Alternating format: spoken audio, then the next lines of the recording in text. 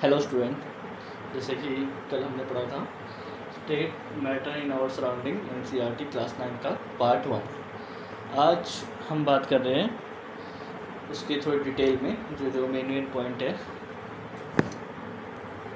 तो जो main point है, जो मेनली क्वेश्चन जिससे बनते हैं, और जो मैंने आपको बोला था कि वो केवल एक शॉर्ट नोट्स था जो पार्ट 1 था।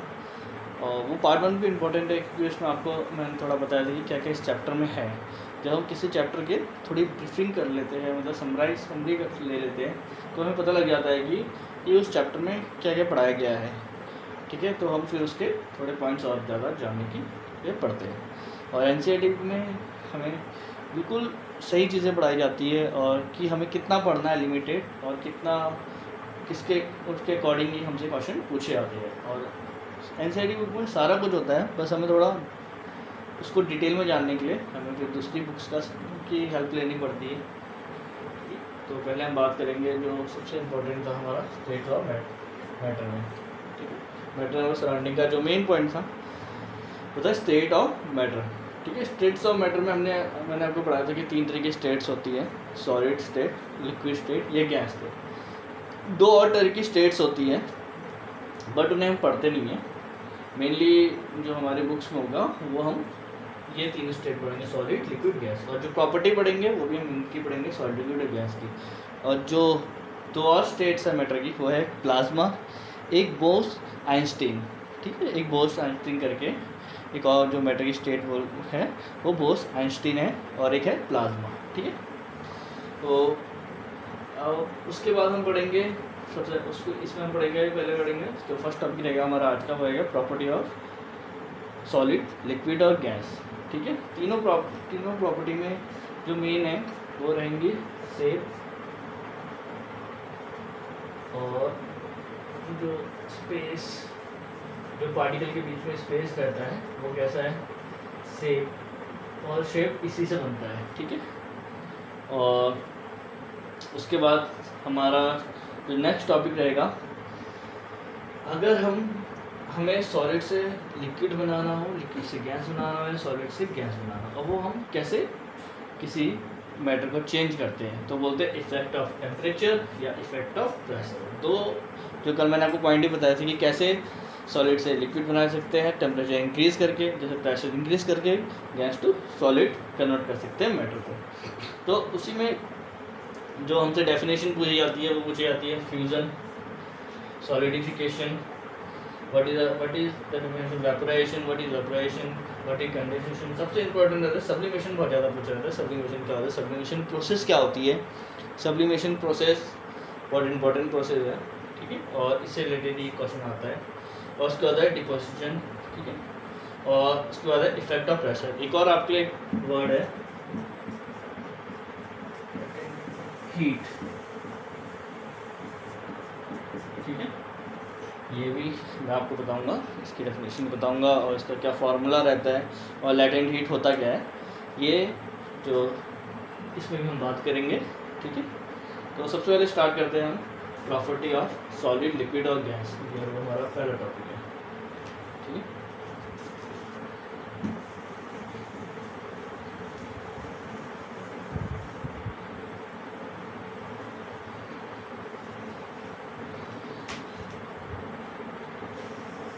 मैं एकदम 3 टेबल बना लेता हूँ। इसमें है सॉलिड, लिक्विड, और थर्ड टेबल फॉर गैस। इसमें जो हमारा पॉइंट रहते हैं वो रहते हैं शेप, वॉल्यूम,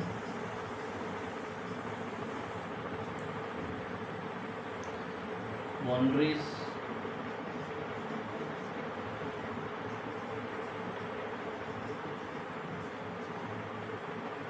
कंप्रेसिबिलिटी।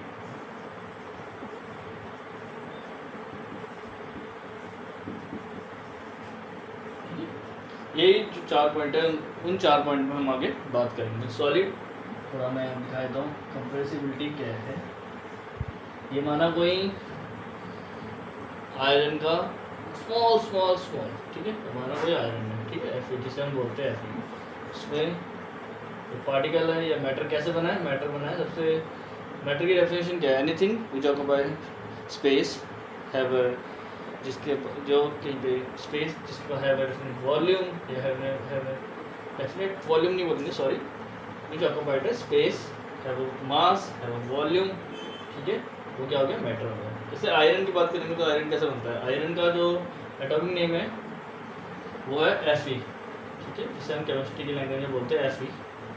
ये Fe कैसे बना, सबसे पहले एक बना एटम, ये एक आयरन का एटम है, ठीक है, यहाँ पे होंगे इलेक्ट्रॉन, यहाँ पे होंगे प्रोटॉन और न्यूट्रॉन, ठीक है, ये जुड़े दूसरे एटम से, तो उनने एक बनाया मॉलिक्यूल, ठीक है, इन मॉलिक्यूल के कॉम्बिनेशन से बन गया एक आयरन, ठीक है। अब इसमें क्या होगा, इसमें एक छोटे सारे पार्टिकल्स होंगे ऐसे, कोई भी रिजिड कोई भी सॉलिड बॉडी ले लीजिए, सब में जो शेप रहेगी पार्टिकल्स की वो ऐसे रिजिड रहेगी, इनके बीच में कोई स्पेस नहीं रहेगा, ठीक है, जो आपको वाइट वाइट थोड़ा थोड़ा दिख रहा है वो भी नहीं रहेगा, कोई स्पेस नहीं रहता इनके बीच में, ठीक है, ये बिल्कुल ही कंप्रेस जो है टाइट, जैसे कि ये डस्टर है, ठीक है, इसके अंदर जो पार्टिकल होंगे अगर मैं इसे मारूंगा तो शेप चेंज होगी, नहीं होगी, ठीक है। आप इसमें एक आपको एक्टिविटी भी दी है, रबड़, क्या कहते हैं, सॉलिड के बारे में ये बोला जाता है कि हम उसको कितना भी खींच लें, ठीक है, वो टूट जाएगा लेकिन उसकी शेप चेंज नहीं होगी। अगर रबड़ को खींचोगे तो 2 टुकड़ों में टूट जाएगा, लेकिन उसकी जो शेप है, एक्चुअल जो शेप है वो वैसी की वैसी ही रहेंगी, ठीक है।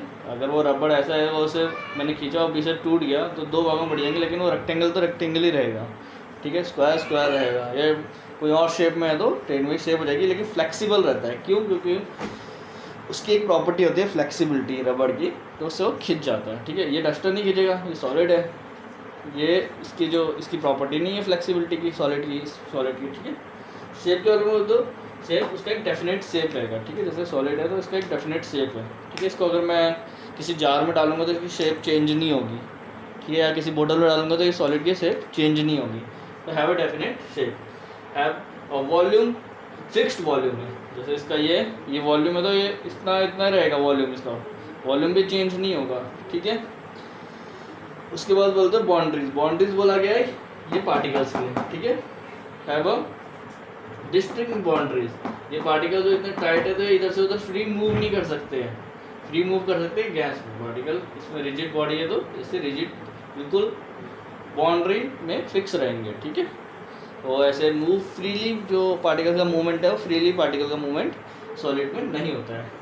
कंप्रेसिबिलिटी की कितने कंप्रेस होते हैं, क्या मैं इसे कंप्रेस कर सकता हूँ, जैसे ये डस्टर है इसे मैं कंप्रेस कर पा रहा हूँ, नहीं कर पा रहा हूँ ना, इस बोर्ड है सॉलिड है इसको मैं कंप्रेस कर पा रहा हूँ, एक फिक्स नेग्लिजिबल कंप्रेसिबिलिटी क्यों बोला गया, जैसे आप बोलोगे कि ये तो सर सॉलिड है, स्पंज की प्रॉपर्टी है, उसके बीच में गैप होता है, एयर्स मॉलिक्यूल होके, ठीक है, इस बीच में स्पंज क्या होता है, हम ऐसे प्रेस कर रहे हैं, ठीक है, ये प्रेस हो जा रहा है, नेग्लिजिबल, फिर दोबारा छोड़ेंगे तो अपनी शेप में आ जाएगा, ठीक है। तो इस तरह की प्रॉपर्टी होती है, ऐसी रबड़ की भी है, रबड़ को हम खींचते हैं खिंच जाएगा, कंप्रेसिबिलिटी, कंप्रेस है वो, उसकी एक प्रॉपर्टी रहती है फ्लेक्सिबिलिटी की, इन सब चीज़ों की, ठीक, किस तरह सॉलिड बनाया गया है ऐसे, लेकिन वुड की नहीं होगी, वुड को मैं कंप्रेस कर पा रहा हूँ, नहीं कर पा रहा हूँ, ठीक है। तो फिर हम बात करते हैं सेम चीज़ है, जो सेम 4 पॉइंट है, ये बात करेंगे हम लिक्विड सेम। लिक्विड का कभी फिक्स शेप नहीं होता है, क्यों नहीं होता है, जैसे कि लिक्विड को अभी मैंने बोतल में डाल रखा है तो वो बोतल की शेप ले लेगा, अगर मैं उसे किसी और कंटेनर में डाल दूंगा या माना किसी ग्लास में डाल दूंगा तो ग्लास की शेप ले लेगा, have not a definite shape, ठीक है, liquid have not definite shape, ठीक है। अब उसकी बात करेंगे हम, और उसके बाद हम बात करते हैं वॉल्यूम की। वॉल्यूम क्या होगा, वॉल्यूम लिक्विड का फिक्स रहेगा, क्यों, अगर मैंने 1 लीटर वॉल्यूम वाटर को बॉटल में डाला है तो वो 1 लीटर ही रहेगा। 1 लीटर वाटर को अगर मैं किसी ग्लास में डाल दूंगा, 2 लीटर के ग्लास में 1 लीटर वाइन डालूंगा तो वॉल्यूम, वाटर का वॉल्यूम कितना है, 1 लीटर है तो 1 लीटर ही रहेगा, ठीक है। उसका वॉल्यूम थोड़ा चेंज हुआ, केवल शेप चेंज हो गई, जो बोतल में था पहले अब वो ग्लास में आ गया या किसी और जार में आ गया, ठीक है, शेप चेंज होगी, शेप चेंज। अगर हम बात करें वॉल्यूम की, वॉल्यूम चेंज नहीं होगा, ठीक है, वॉल्यूम चेंज नहीं होगा, शेप चेंज नहीं होगी, बाउंड्री जैसे रहेगी, फिक्स रहेगी, ठीक है। और इसकी बात करें बाउंड्रीज की, इसमें थोड़ा सा स्पेस रहता है,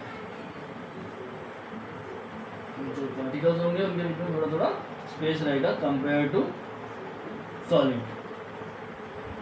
अगर कंपेयर करें गैस से तो वो जो स्पेस है वो कम होगा, ज़्यादा होगा, सॉरी, कंपेयर करें गैस से तो जो इनके बीच में स्पेस है ये क्या होगा, कम होगा, ठीक है। और सॉलिड से कंपेयर करें तो इनके बीच में जो गैप है पार्टिकल के बीच में वो ज़्यादा है, ठीक है। They are not a rigid, ठीक है, they are not a rigid, मतलब फिक्स शेप नहीं है, ठीक है, बाउंड्रीज भी इनकी फिक्स नहीं है, ठीक है। इसको हम कहते हैं, इसकी जो प्रॉपर्टी है फ्लूइड, बहने की प्रॉपर्टी, ठीक है। और अगर हम बात करें गैस की शेप फिक्स नहीं है, वॉल्यूम फिक्स नहीं है, ठीक है, कंप्रेसिबिलिटी हाई होगी,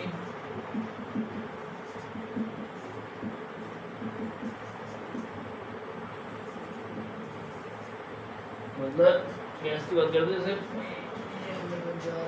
गैस बढ़ती, हर जगह गैस होती है, ये एटमॉस्फेयर में हर जगह कार्बन भी होगी, सॉलिड कार्बन डाइऑक्साइड भी होगी, ऑक्सीजन भी होगी, और दूसरी नाइट्रोजन गैस भी होंगी, ठीक है। तो जो सल्फर भी होंगी, अलग अलग गैसें होती है, बहुत सारी गैसें, तो सारी आपको एनवायरमेंट में मिलेगी,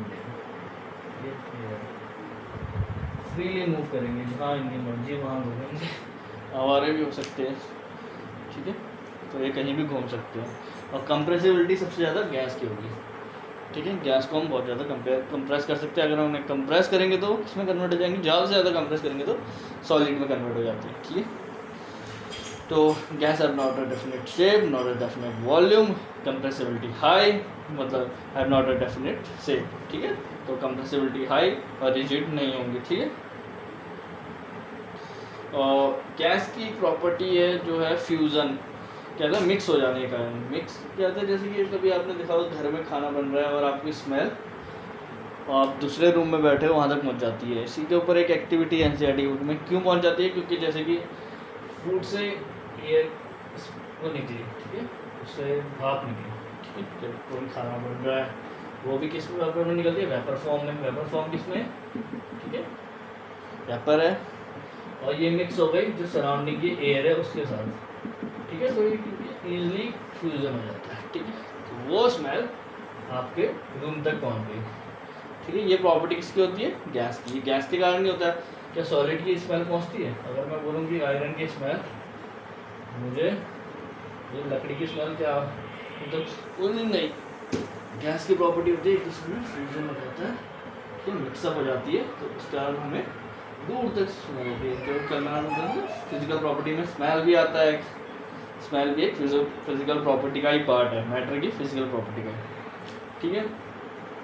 तो जो अभी मेन जो प्रॉपर्टीज़ है जिनमें बात होती है, या जिनके बारे में आप लिखोगे, या difference between solid liquid and gas, या properties of solid liquid gas, कैसे भी करके पूछा जा सकता है, ठीक है। तो ये 4 जो पॉइंट है आपके, वही आपको बताने होते हैं, सॉलिड में भी, गैस में भी, और लिक्विड में भी। ये मैंने आपको एक, अगर हम याद करना हो तो बहुत अच्छा मेथड है यही। अगर आपको सबसे पहले हमें कुछ भी चीज़ याद करनी है तो पहले हमें क्या करना पड़ता है, आसपास देखो कि कैसी कैसी चीज़ें हैं, तो उनके अकॉर्डिंग आप याद कर लो, ठीक है। सॉलिड लिक्विड गैस, ये भी property of solid liquid gas, और ये आपका एक टॉपिक ख़त्म हुआ। अब हम दूसरे टॉपिक में आएंगे, वो है effect of temperature and effect of pressure.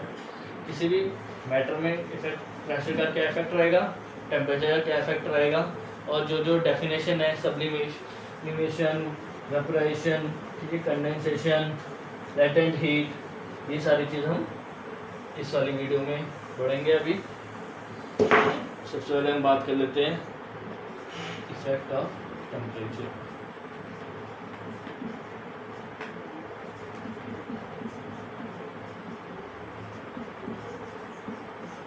ठीक है, टेम्परेचर किस से नापा जाता है? टेम्परेचर नापा जाता है डिग्री सेल्सियस, केल्विन, फ़ारेनहाइट।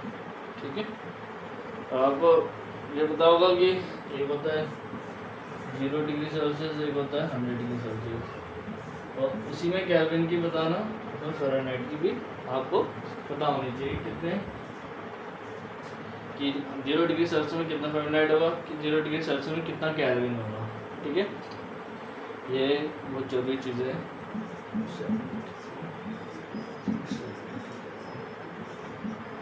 ठीक है, वैसे ही आपको फ़ारेनहाइट का भी फार्मूला पता होना चाहिए। ठीक है, ये क्या होता है, आगे भी यूज़ होगा कि टेम्परेचर जो थर्मामीटर है फ़ारेनहाइट में आ रहा है या डिग्री सेल्सियस में आ रहा है, केल्विन में आ रहा है। ठीक है, आगे आप पढ़ोगे ऐसा ही यूनिट ऑफ टेम्परेचर फिजिक्स में पढ़ते हैं हम लोग। ये कन्वर्जन होता है 0 degree Celsius 273 kelvin, 100 degree Celsius 373 kelvin. ठीक है, वैसे 0 डिग्री सेल्सियस कितना फ़ारेनहाइट होगा, 100 डिग्री सेल्सियस कितना फ़ारेनहाइट होगा, इसका एग्जैक्टली एक फार्मूला होता है। ठीक है, वो फार्मूला मैं भी आपको बताता हूँ। उसके बाद हम पढ़ेंगे अगर हम कैसे किसी सॉलिड को लिक्विड में, गैस में चेंज कर रहे हैं या लिक्विड में चेंज कर रहे हैं। ठीक है, टेम्परेचर इंक्रीज करके। ठीक है, तब तक मैं आपको लास्ट में आपको ये ऑप्शन कराऊंगा जिसमें मैं डिग्री सेल्सियस को फ़ारेनहाइट में कन्वर्ट करूँगा, डिग्री सेल्सियस को केल्विन में कन्वर्ट करूँगा। ठीक है, अभी हम पढ़ते हैं आगे जो हमारा मेन टॉपिक है।